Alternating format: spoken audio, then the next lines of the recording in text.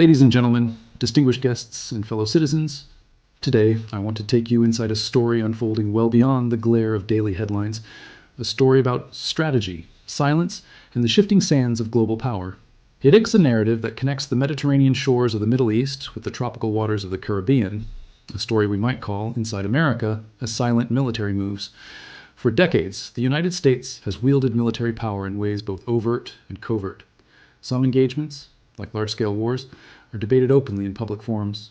Others, however, begin quietly, with discreet deployments of naval assets, special operations forces, or intelligence missions designed to advance our interests while limiting public scrutiny. This dual nature of American military engagement, transparent and silent, is central to understanding our role in the world. History teaches us that these silent moves are not new. Consider pivotal moments like the covert overthrow of Iran's democratically elected government in 1953, when U.S. intelligence helped orchestrate a coup that reshaped Middle Eastern geopolitics for generations. Though long hidden from public view, that operation had deep consequences. Consequences echoed in today's tensions between Washington and Tehran. Fast forward to the present, and we find similar dynamics at play. In Venezuela, the United States has recently undertaken a significant military operation that resulted in the capture of President Nicolas Maduro. In the eyes of many international observers, and especially in Tehran, this move represents not just a military action, but a challenge to the norms of state sovereignty. Iran's representatives have condemned it as state terrorism and a violation of international law, underscoring growing geopolitical friction. What drives these silent military moves? The answers are complex. They involve assertions of strategic influence, reactions to regional threats, and the safeguarding of global interests, from oil and energy routes to alliances with friendly governments. In Venezuela's case, control of oil resources and geopolitical sway in the Western Hemisphere has been a long-standing concern for Washington. And in the context of Iran, we're reminded that after decades of tension, from militant confrontations in the Gulf to diplomatic standoffs, military calculations continue to play a role in U.S. policy.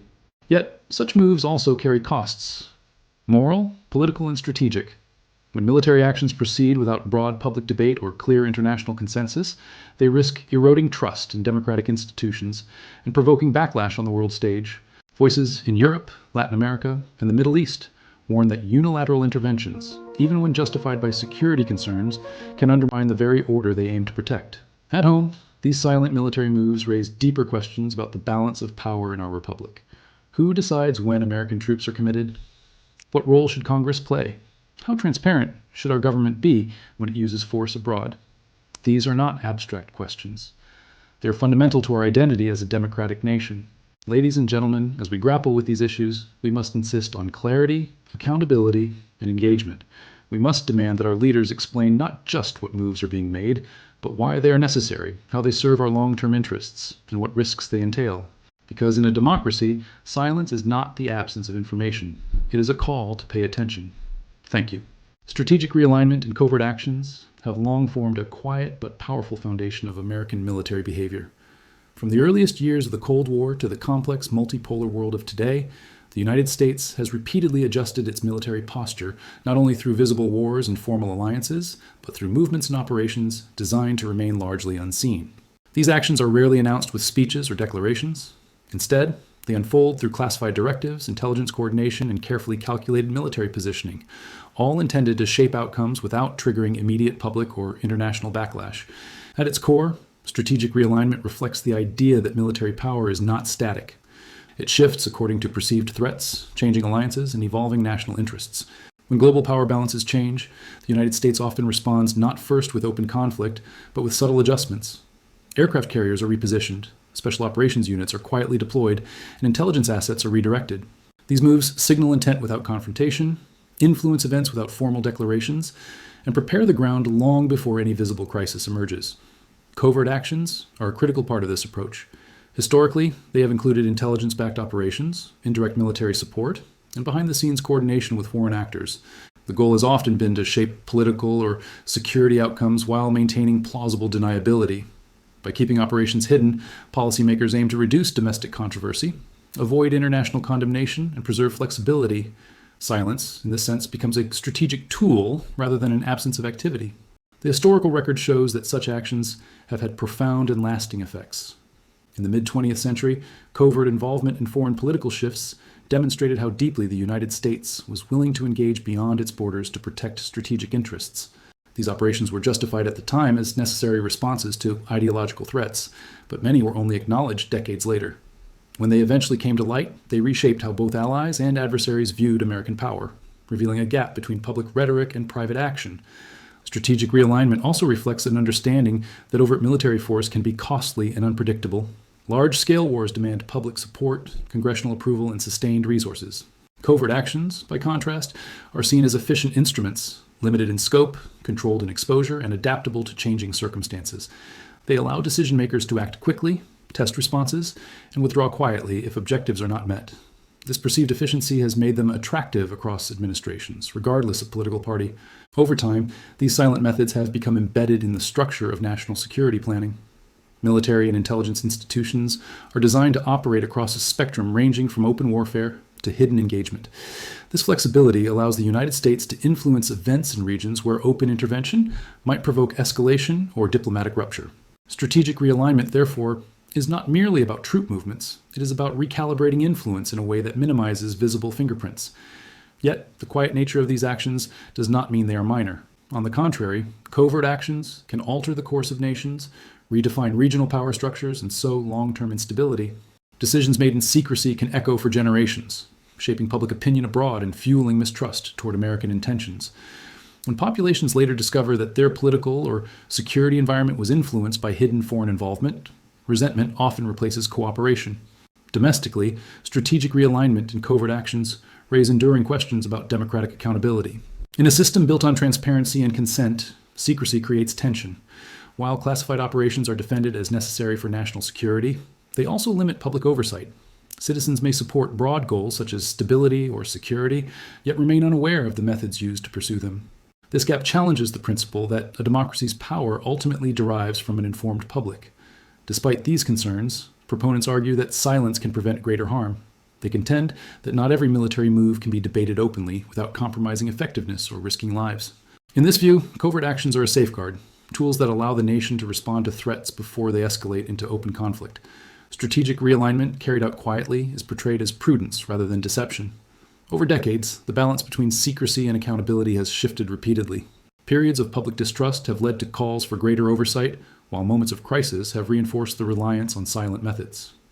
What remains consistent is the central role these actions play in shaping America's global posture. They operate in the shadows, but their influence is unmistakable. Understanding strategic realignment and covert actions is essential to understanding American military power itself. It reveals that influence is often exercised not through headlines, but through absence, through moves not immediately seen, decisions not immediately explained, and actions not immediately acknowledged. These silent efforts form an undercurrent beneath visible events, guiding outcomes long before the world realizes change is underway. In the end, the history of strategic realignment and covert actions shows that silence does not mean inactivity. It means preparation, positioning, and intent carefully concealed.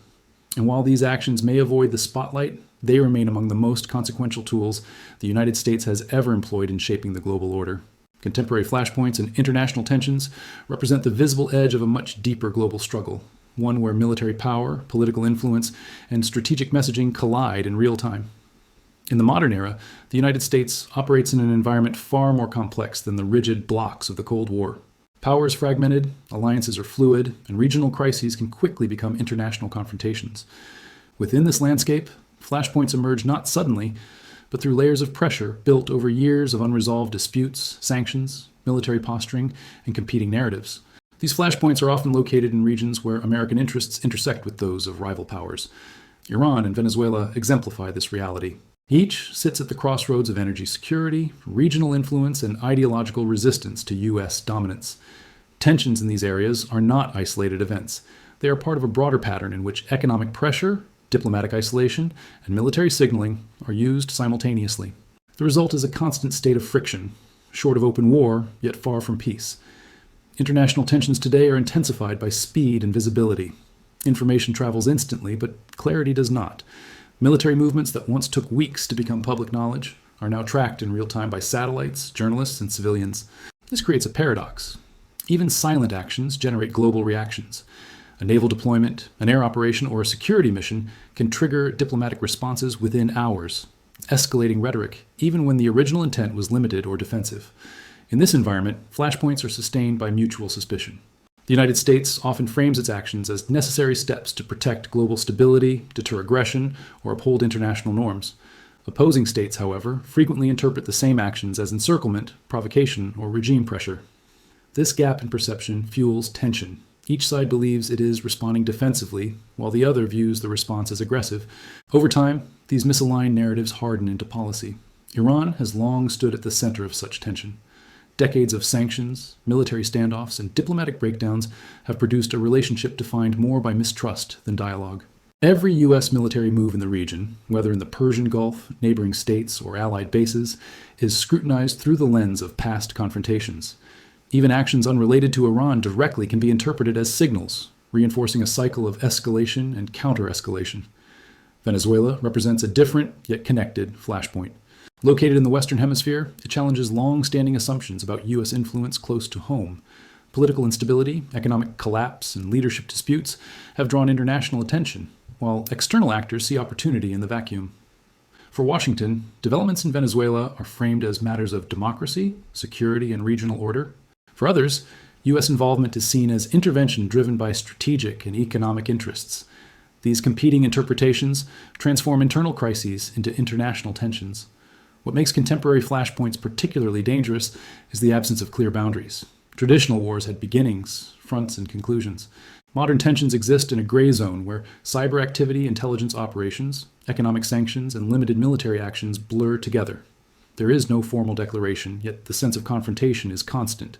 This ambiguity increases the risk of miscalculation, where a single incident can spiral into a larger crisis. Allies and adversaries alike are drawn into this dynamic. International tensions rarely remain bilateral. Regional partners, global institutions, and rival powers respond based on their own interests, expanding the scope of each flashpoint. Statements of support, condemnations, or countermoves add layers of complexity. As more actors become involved, resolving tensions becomes harder, not easier. Domestic politics also play a critical role. In the United States, foreign flashpoints are often debated through the lens of national strength, credibility, and leadership. Decisions made abroad are closely tied to perceptions at home, where administrations must balance strategic goals with public opinion. Similarly, governments facing U.S. pressure often use international tension to reinforce domestic legitimacy, portraying resistance as a defense of sovereignty. This mutual political utility can prolong crises rather than resolve them. Media coverage further amplifies tensions. Selective reporting, dramatic framing, and constant analysis can heighten public anxiety and harden positions. Complex situations are reduced to simplified narratives of good versus bad, action versus weakness. In such an atmosphere, compromise becomes politically risky, while escalation can appear decisive. Flashpoints thrive in this environment, sustained by perception as much as by reality. Despite these challenges, contemporary tensions are not inevitable outcomes of conflict alone. They are also products of strategic choice. How nations interpret each other's actions, how they communicate intent, and how they manage rivalry all shape whether a flashpoint cools or ignites. Silence can sometimes prevent escalation, but it can also deepen suspicion if motives remain unclear. Understanding contemporary flashpoints and international tensions requires recognizing that today, military and political struggles are rarely about immediate confrontation. They are about positioning, signaling, and endurance. The absence of open war does not mean the absence of conflict. Instead, it reflects a constant negotiation of power, carried out under pressure, watched by the world, and shaped by history. In this reality, every move matters, every signal is analyzed, and every silence is interpreted. Contemporary flashpoints are not just moments of crisis, they are ongoing conditions of global politics, and international tensions, once established, do not fade quietly. They linger, shaping decisions, alliances, and risks long into the future.